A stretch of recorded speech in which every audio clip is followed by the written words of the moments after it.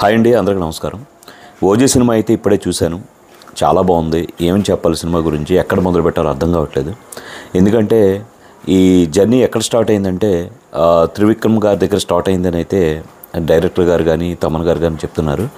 ఆయనకు first of all thanks చెప్పాలి. ఎందుకంటే ఫ్యాన్స్ కానీ ఆయన అభిమానులు కానీ అవ్వచ్చు, లేదంటే ఈ మూవీ లవర్స్ అవ్వచ్చు, ఎవరైనా సరే ఒక మంచి సినిమా కోసం వెయిట్ చేసి సంవత్సరాలుగా వెయిట్ చేస్తున్నారని అయితే చెప్పాలి. ఈ మధ్యలో కొన్ని ఫ్యామిలీ ఓరియంటెడ్ సినిమా వచ్చినప్పటికీ కూడా ఇలాంటి ఒక అంటే తెరకి అలా అతుక్కుపోయే అలాంటి స్టోరీ, ఒక మనిషిని అలా చూస్తూ ఉండిపోయే స్టోరీ, ఒక నిమగ్నం అయిపోయే ఆ మ్యూజిక్తో పాటు స్టోరీలో ఇన్వాల్వ్ అయిపోయే టైపు మూవీస్ కానీ ఈ మధ్యకాలంలో వచ్చినవి అయితే మనం అరుదుగానే చెప్పాలి. ఎందుకంటే మనం ఒక ఫ్యాన్స్ అయి ఉండొచ్చు, ఎవరైనా అవ్వచ్చు. ఖుషీ సినిమాలో జస్ట్ ఆ గేట్ దగ్గర ఒక సీన్ ఉంటుంది, కత్తి తీసే సీను, గట్టిగా మాట్లాడుకుంటే ఒక 10 నిమిషాలు పావుగంట ఉండే సీన్కి మనం ఎన్ని సంవత్సరాలైనా సరే అదే నెమరేసుకొని దాన్నే పదే మన హీరోని లేదంటే మనకు నచ్చిన వ్యక్తిని 10 సార్లు నెమరు వేసుకుంటాం తప్ప మెమరీలో మళ్ళీ అలాంటిది చూస్తే బాగుండు అనుకున్న టైంలో సుజిత్ గారు ఏకంగా ఆ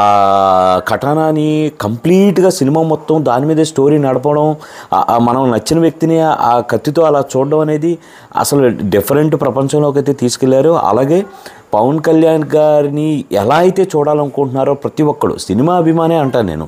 పవన్ కళ్యాణ్ అభిమానులు, మెగా ఫ్యామిలీ అభిమానులని నేను అన్ను.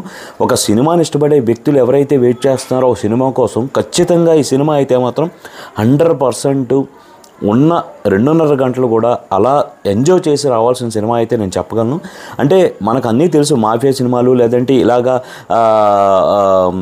గ్యాంగ్స్టర్ మూవీస్ అంటే నార్మల్గా రొటీన్గా ఉంటాయి అనుకుంటాం. కానీ ఇది ఒక జపాన్ నుండి స్టార్ట్ అయ్యే స్టోరీ ముంబై దాకా వచ్చి ఒక వ్యక్తి ఎలా దీన్ని నడిపిస్తాడనేది స్టోరీ మాత్రం నిజంగా ఆ స్టోరీ ఎడిటింగ్ కూడా అద్భుతమనే చెప్పాలి.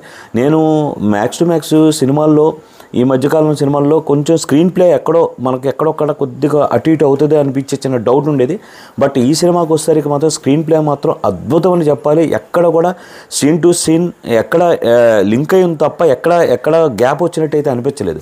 ఈవెన్ సాంగ్స్ పరంగా కూడా మనకి బీభత్సమైన తెలుగు సినిమా నేటివిటీకి తగ్గట్టుగా ఒక 5 సాంగులో 6 సాంగులో పెట్టకుండా దానికి తగ్గట్టుగానే ఒక బ్యాక్గ్రౌండ్లో ఒక స్టోరీ లైన్ ప్రకారం రన్ అయ్యే ఒక స్టోరీని రన్ చేస్తూ, ఆ మ్యూజిక్ని కూడా దాన్ని అటాచ్ చేస్తూ బ్యాక్గ్రౌండ్ మ్యూజిక్లా ఒక సాంగ్ని రన్ చేస్తూ, అలాగే ఇంట్రడక్షన్ ఒక సాంగ్ పెట్టి దాన్నే చివరి వరకు స్టోరీకి లింక్ చేస్తూ పెట్టడం అనేది కూడా చాలా అద్భుతం అని చెప్పాలి. అలాగే ఉన్న ఒక్క మెలోడీ సాంగ్ అయినా సరే దాన్ని కూడా ఈవెన్ నేను చూసినప్పుడైతే ఒక్క కామన్ ఆడియన్ కూడా బయటికి వెళ్ళింది అయితే నేను చూడాలి. మామూలుగా మనకు అలాంటి సాంగ్స్ వచ్చినప్పుడు ఎక్కడొక్కడ కొంచెం బోర్ ఫీల్ అయ్యి బయటికి వెళ్తారు.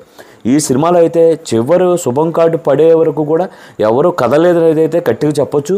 అలాగే అన్నిటికన్నా పవన్ కళ్యాణ్ గారు ఈ మోడ్ ఏదైతే ఉందో ఇది మనం ప్రతి ఒక్క ఫ్యాన్ అనేవాడు వెయిట్ చేసిన సందర్భం, కళ్ళకి మాత్రం 100% కనువిందైన సినిమా అయితే చెప్పొచ్చు.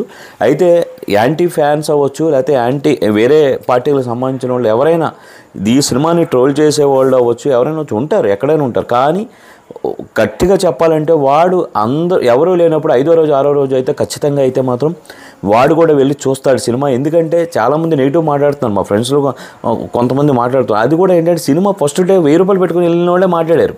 1000 రూపాయలు నిజంగా నువ్వు ఎందుకు వెళ్ళావు? 1000 రూపాయలు పెట్టుకొని వెళ్ళి కొంత అది ఉంటుంది. ఏంటంటే పవన్ కళ్యాణ్ గారికి ఎలాంటి హిట్ వచ్చిందంటే జీర్ణించుకోలేని వాళ్ళు కూడా చాలామంది ఉంటారని అయితే చెప్పచ్చు. కానీ వాళ్ళు కూడా తెలుసు ఈ సినిమా వాళ్ళకు కూడా నచ్చిందని. వాట్ ఎవర్ ఇట్ ఈస్, ఫైనల్గా అయితే మాత్రం ఈ సినిమా తెలుగు ఇండస్ట్రీకి ఒక ఊపిరిని పోసిందనే చెప్పాలి. అలాగే ఇంకోటి, లాక్డౌన్లో ఎన్నో కిడ్స్ పుట్టాయి. అంటే దాన్నే చూసుకొని వాళ్ళు పాన్ ఇండియా స్టార్లుగా విర్రవీగిపోయి తలపొగరుగా మాట్లాడిన ఎంతోమంది హీరోలని మనం చూసాం. బట్ ఇలాంటి సిచ్యువేషన్లో కూడా ఇలాంటి ఒక రకమైన pan India movie world wide ఎంత క్రేజ్ రావడం కూడా ఆయన క్యాపబిలిటీకి ఇది ఒక నిదర్శనం అయితే చెప్పాలి. అంటే ఎందుకు ఇన్ని రోజులు పట్టిందంటే ఒకటేనండి, వచ్చే డైరెక్టర్ ఎవరైతే ఉన్నారో పవన్ కళ్యాణ్ గారి ఫ్యాన్స్ ఏం కావాలనుకుంటున్నారో అనేది తనకి 100% దాని మీద గ్రిప్ ఉండగలగాలి. దాన్ని ఎక్కడ డివేట్ అవ్వకూడదు. ఇప్పుడు కెమెరా స్విచ్ ఆన్ చేసిన మొదటి రోజు నుండి ఎండ్ కార్డు పెడే వరకు కూడా డైరెక్టర్ అనేవాడు ఒక ఫ్యాన్స్కి ఏం కావాలనేది దృష్టిలో పెట్టుకొని ప్రతి అడుగు ఇలా ఇప్పుడు సుజిత్ గారు ఎగ్జాంపుల్గా అయినట్లయితే మనం డెఫినెట్గా ఆడియన్స్ని రంజింప చేయగలరు అనేది అయితే నేను చెప్పగలను.